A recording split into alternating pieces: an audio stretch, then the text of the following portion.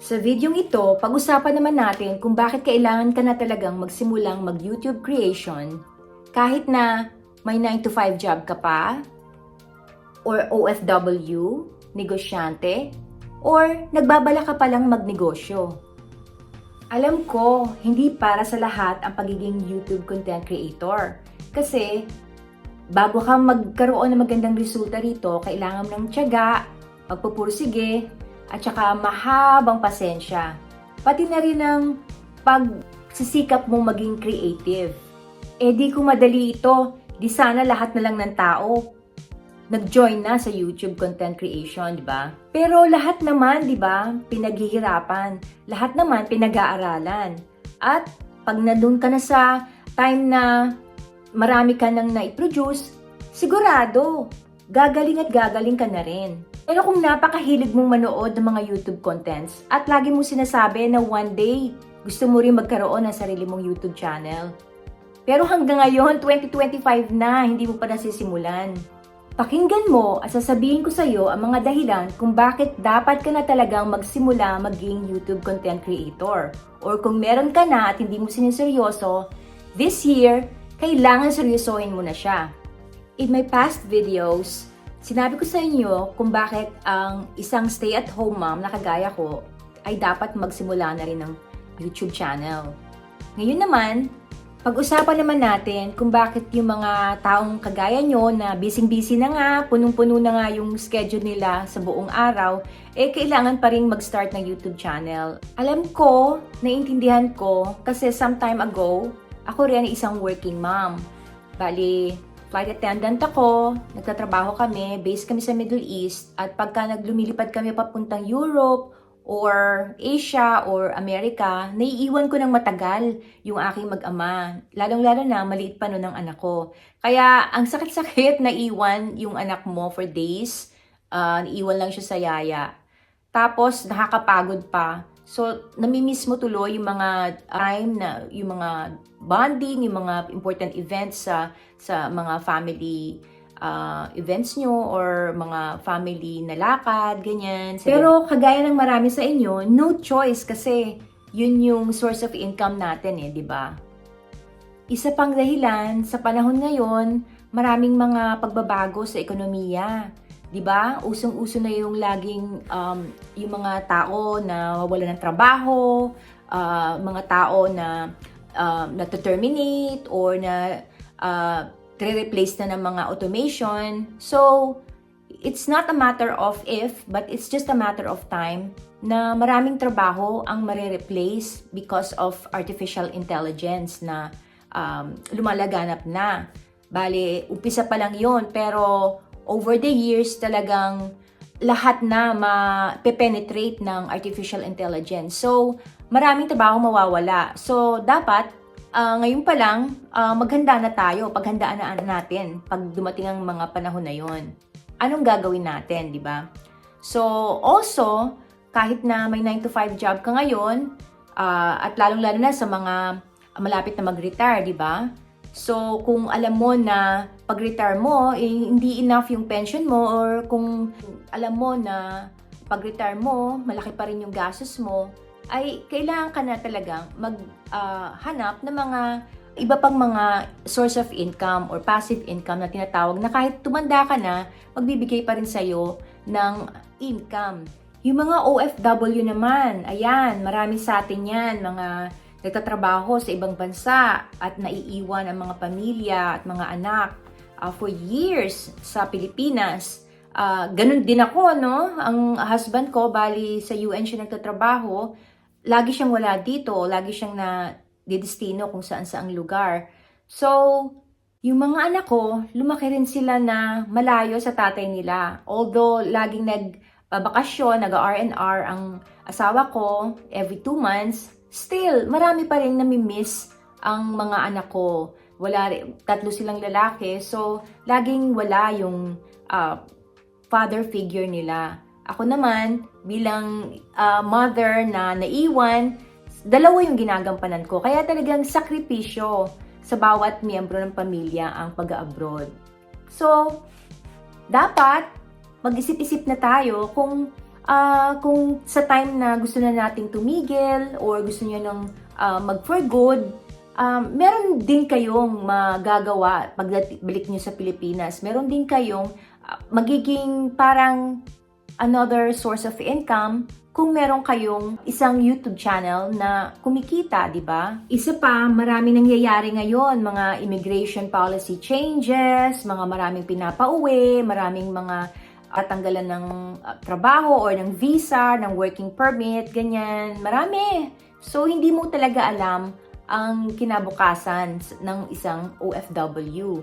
Kagaya niya, nagkaroon tayo ng COVID, di ba? Maraming hindi nakabalik sa mga trabaho nila, yung mga nagbabarko, yung mga nagsisiman. Ang daming natigil, natinggal sa Pilipinas. Hindi sila agad nakabalik kasi nga nag-COVID, di ba? So, malay nyo, may mangyari pang mga ganyang mga kalamidad or mga sabihin nating unusual events pagdating ng araw. Kung meron kang isang YouTube channel na kagaya nito at may mga negosyo ka doon na nakasama, may mga iba pang mga source of or avenues of income, isang magandang backup plan na tinatawag. Kaya mangyari man yun, at least hindi ka talagang absolutely no source of income. At kung ikaw man ay isang negosyante or nagbabalak pa lang na magkaroon ng negosyo, napakahalaga na meron kang online presence or yung tinatawag nilang branding, yung sarili mong brand. Kasi dun ka pina-follow ng mga tao dun yung mga nag-a-attract ng mga followers. Kaya kailangan talaga ng isang negosyo ng online platform. And YouTube is one of the best platforms para mag-build ng brand. Kasi sa YouTube tayo nagkakaroon talaga ng time para mag-connect sa mga audience natin, sa mga followers natin. Kasi talagang mga viewers ng YouTube, talagang nag-aalat talaga sila ng time na manood, hindi kagaya sa mga reels or sa mga TikTok, mga shorts. Maiksi lang yung attention span ng mga viewers noon. Pero sa YouTube, talagang willing ang mga viewers na manood ng matagal. So, yan ang mga dahilan kung bakit dapat magsimula ka na. Ngayon na, 2025, magsimula ka nang mag-create or seryosohin mo na ang pag-YouTube content creator. Lalong-lalo na ngayon, 2025, mapapansin mo, ang daming mga pinopromote ni YouTube na mga small creators kasi ini-encourage nila na mapadali ang pag-entry or enter ng mga small creators na mga nagbabalak mag-umpisang mag-YouTube creator ngayong 2025 para mas dumami pa ang mga content creators. Maraming pinopromote ang YouTube ngayon ng mga maliliit na content creators. So, what a better time na mag-start ngayong 2025. Makikita mo sa mga homepage, makikita mo alongside mga big content creators, may mga ipupush ang YouTube na mga 200 subscribers lang or 50 subscribers, konti lang ang viewers. Makikita mo talaga na pupush mo sa homepage mo yung mga small content creators. So, this is the year na sumama na kayo at umpisahan na para habang nagsasanay kayo, it's a long-term goal, hindi ganun kadali na mag-succeed sa YouTube. It's a long-term goal, kailangan unti-unti yan. So habang ngayon pa lang, magsanay na kayo sa paggawa ng videos. It doesn't have to be perfect, you don't have to have the complete gear. Kahit phone nyo lang, gamitin nyo na. So, pwede na kayo magsimula ngayon, kung ano lang meron kayo. Yun lang, tapos pag-practicean nyo, so videos after videos after videos, gagaling at gagaling kayo. Kung willing kayo talaga na mag-invest ng time and effort.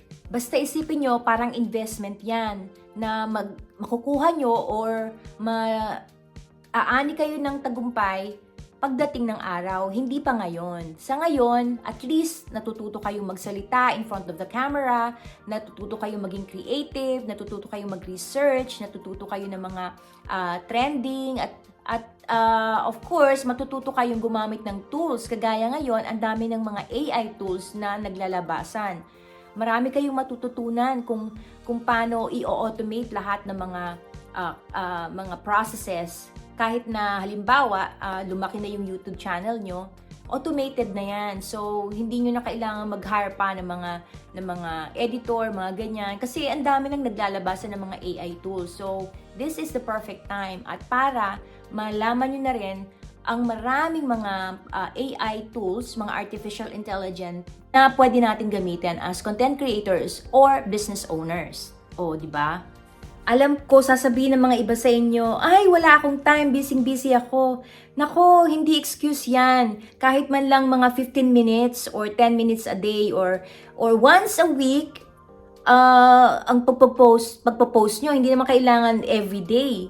So, in one day, magkaroon kayo ng konting research or another day, magkaroon kayo ng konting practice or the third day, i-schedule nyo yan, isingit nyo pagka break time, kung halimbawa, late bago kayo matulog, yung mga ganon. Basta if you are willing, you can make it happen. Kung iba naman sa inyo, sasabihin nyo, ay, matanda na ako, 40 na ako or 50 na ako, mag-start pa ako ngayon. Ay, nako, dapat nga mag-start ka pag ganyan yung mga edad mo. Kasi halos lahat ng mga content creators, ang babata, konti lang ang mga may edad na or mga senior na nagko-content creator. So, paano yun, di ba? Madami-daming mga experiences, mga sabihin nating mga lessons na pwede na i-share ng mga seniors or mga may edad na, di ba? So, kailangan din yun. Magko-contribute ka rin sa mga tao na gustong malaman yung mga ganong information. Kaya, walang bata, walang matanda sa pag-YouTube creator. Yung iba naman, sasabihin, ano i-content ko? Wala naman akong alam na tsaka nahihiya ako magsalita. Nako, ang dami mong pwede i-content. Lahat ng mga ginagawa mo sa trabaho, pwede mo i-content. Pwede mong ituro, bigyan ng tip, yung mga kung sino man yung mga audience mo, di ba? Or kung nasa ibang bansa ka, pwede mo content kung ano yung lugar nyo, kung paano yung mga pagkain doon, kung paano yung culture, or kung negosyante ka man, syempre, i-showcase mo yung product mo or yung service mo talaga na gusto mong malaman ng madla. So, maraming pwede i-content, hindi nawawalan yun. Tsaka, pwede ka naman mag-research, pwede ka naman kumuha ng mga ideas sa ibang mga content creators na in the same industry or in the same interest, di ba? So, hindi problema yun. At saka, pag sinabi nyong nahihiya kayo o hindi kayo marunong magsalita sa camera, tignan niyo naman ako, bulol-bulol. Lagi akong nabubulol. At saka lagi akong pero, sige pa rin. Kasi alam ko, pagdating ng araw, masasanay din ako magsalita ng maayos. Ma-perfect ko rin yung mga mali ko ngayon. So, sige lang, gawa ng video. Hanggang sa mapolish yung skill, communication skill at pagharap sa camera. At pati na rin yung mga ideas, yung flow of ideas at saka paano mo i-structure yung ideas mo into your words. Ganon. So, it takes time. Pero kung hindi mo umpisan ngayon, never na mangyayari yan. Never kang masasanay, never kang mapapolish. So, umpisa mo na talaga ngayon, kapatid. So, ayan, wala na talaga kayong excuse. Ang dami ko nang binigay sa inyo na dahilan kung bakit dapat magsimula na kayo ngayon. At saka, yung mga excuse nyo na nahihiya or walang mai-content, wala na yan. Nasagot na natin yan. So, mag-umpisa na talaga kayo. Grab your phone. Kuhanan nyo ng video ang sarili nyo. Kahit saan kayo magpunta, magsalita ka na magsalita at i-post nyo. Of course, there are types of content na mas pinapanood ng tao. Kaya lang, kung ang goal nyo ay masanay muna kayo, sige, kahit na i-content nyo. Pero kung ready na kayo, mag-research kayo kung ano yung mga hinahanap ng tao na gusto nilang hanapin online or sa YouTube, kung ano yung mga topics na gusto nila para lumago kayo ng mabilis. We'll talk more about that sa susunod ko pang mga videos. Kaya ngayon, iyan muna ang mga dahilan kung bakit dapat na kayo mag-start mag-YouTube creation. So, kung may natutunan kayo or na bago ko ang mga pananaw nyo sa buhay kahit papano, please Don't forget to click like, subscribe, and hit that notification bell para naman mapanood naman nyo ang mga susunod ko pang mga video next time. Right now, I'm on my 30-day challenge dito sa YouTube video creation. Kauumpisa ko pa lang, kaya kung gusto nyong sumabay sa akin, halika na kayo, sumabay na kayo para sabay-sabay tayong matuto at magtagumpay. Thanks for watching! Bye!